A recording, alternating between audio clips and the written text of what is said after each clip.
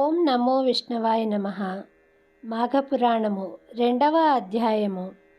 దిలీప మహారాజు వేటకు బయలుదేరుట. దిలీపుడను మహారాజు అనేక యజ్ఞయాగాది క్రతువులనర్చిన గొప్ప పుణ్యాత్ముడు.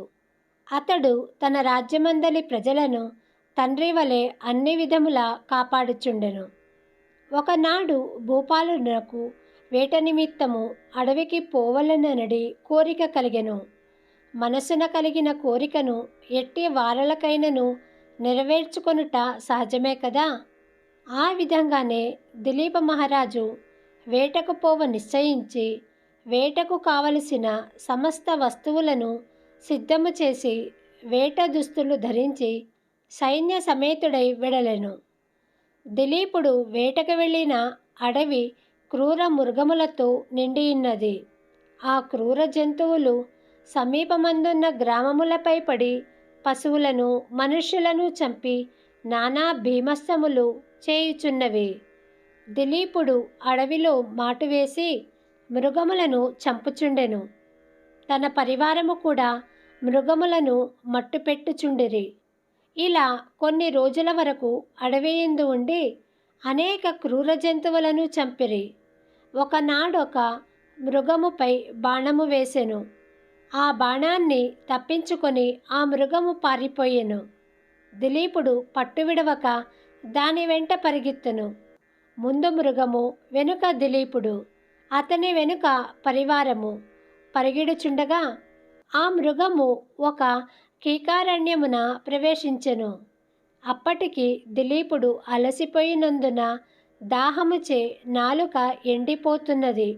నీటి కొరకు పరివారమంతా వెదుకుచుండిరి. అదృష్టము కొలది ఆ సమీపంలో ఒక సరస్సు కనిపించినది. దానిని చూచి సంతోషపడి దిలీపుడు సరస్సును సమీపించెను. ఆ సరస్సు అంతులేని తామర పువ్వులతో నిండి అతే మనోహరముగా నుండెను. దిలీపుడు అతని పరివారము తృప్తిదీర నీరు త్రాగిరి.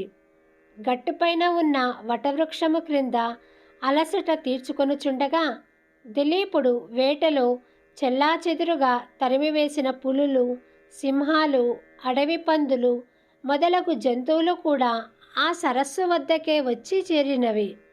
దిలీపుడు అతని పరివారము వాటిని చూచి గురిపెట్టి బాణములను వేసి చంపిరి. దిలీపుడు సంతోషించి వాటి చర్మాలను ఒలిపించి తన నగరమునకు బయలుదేరి వెళ్ళిపోవుచుండెను. అటులా ఇంటి ముఖము పెట్టి వెళ్ళుచున్న సమయమున మార్గమందు ఒక సద్బ్రాహ్మణుడు ఎదురయ్యెను. ఆ బ్రాహ్మణుడు బ్రహ్మ తేజస్సు కలిగి ప్రకాశించుచుండెను. ఆ విప్రుని చూడగానే దిలీపుడు ఆగి నమస్కరించి చేతులు జోడించి నిలబడియుండెను. ఆ బ్రాహ్మణుడు క్షణమాగి ఆ రాజును గాంచి, ఈతని ముఖవర్చస్సు చూడగా గుణవంతుని వలె ఉన్నాడు, ఈతనికేదైనా ఉపకారము చేయుట మంచిది అని మనసులో తలిచి, మహారాజా, శుభకరమైన ఈ మాఘమాసములో సరస్సు దగ్గరలో ఉన్నను అందులో స్నానము చేయకుండా ఇంటికి పోవుచున్నావేమి? మాఘమాస మహాత్మ్యము నీకు తెలియదా అని ప్రశ్నించెను. ఆ బ్రాహ్మణుని మాటలకు దిలీపుడు ఆశ్చర్యపడి ఆ వృద్ధ బ్రాహ్మణుని చూచి, విప్రోత్తమా, అటులా ప్రశ్నించారేమిటి అని ఆశ్చర్యముతో పలికెను. పరమ పావనమైన మాఘమాసము కదా అని జ్ఞాపకము చేయుచుంటినని బ్రాహ్మణుడు పలికెను. చిత్తము స్వామి, నాకు గుర్తులేదు. రాజప్రసాదమున ఉన్న పురోహితులు చెప్పియుందురు. నేను మృగాయ వినోదినై వచ్చి అడవిలో కొద్ది దినములుండుట వలన నాకు ఆ విషయము జ్ఞప్తికి లేదు. కావున మాఘమాస మహాత్మ్యము ఎరిగింపవలసినదిగా ప్రార్థించుచున్నానని దిలీపుడు వేడుకొనెను. ఆ బ్రాహ్మణుడు దిలీపుని దీవించి, రాజా, సూర్యవంశపు గురువైన వశిష్ఠుల వారు అప్పుడప్పుడు మీ కడకు వచ్చుచుండురు కదా. అతని వలన మాఘమాస మహాత్మ్యమును గురించి తెలుసుకొనుము. ఆ మహామునికి తెలియనిది ఏదీ లేదు కాన అటుల చేయుము అని చెప్పి బ్రాహ్మణుడు తన దారిని తాను పోయెను. దిలీపుడు వశిష్ఠుని కడకు పోవుట. దిలీపుడు తన పరివారంతో నగరము చేరెను. పదే పదే బ్రాహ్మణుని మాటలు జ్ఞప్తికి తెచ్చుకొని ఎటులను ఆ రాత్రి గడిపెను. మరునాడు ప్రాతకాలమున లేచి కాలకృత్యములు తీర్చుకొని మంచి ఉడుపులు సకలాభరణములు ధరించి మంత్రి సామంతాదులతో వశిష్ఠుల వారి దర్శనమునకై వారి ఆశ్రమమునకు వెళ్ళెను. ఆ సమయములో వశిష్ఠుల వారు తపమాచరించుకొనుచున్నారు. శిష్యులు వేదపఠనము గావించుచున్నారు. దిలీపుడు ఆ దృశ్యమును చూచి వారికి తపోభంగము కలగనీయరాదని కొంత తడువు వేచియుండెను. దిలీప మహారాజుకు వశిష్ఠుల వారు గురుతుల్యులు, అందుచే గురుభక్తి మిక్కుటముగా ఉండెను. మరికొంతసేపటికి వశిష్ఠుడు తపస్సు నుండి లేచి రాజును కుశల ప్రశ్నలడిగి ఉచితాసనముపై కూర్చుండబెట్టి వచ్చిన రాజును కారణమేమని అడిగెను. దిలీపుడు వశిష్ఠునితో, ఋషిసత్తమా, తమ వలన నేను అనేక రాజధర్మములు పురాణేతిహాసములు విని సంతుష్టుడనైతిని. కానీ మాఘమాస మహాత్యము గాని దాని ధర్మములు గాని తెలియనందున ఆ విషయములు తమ నుండి తెలుసగొనగోరి తమ వద్దకు వచ్చి తిని.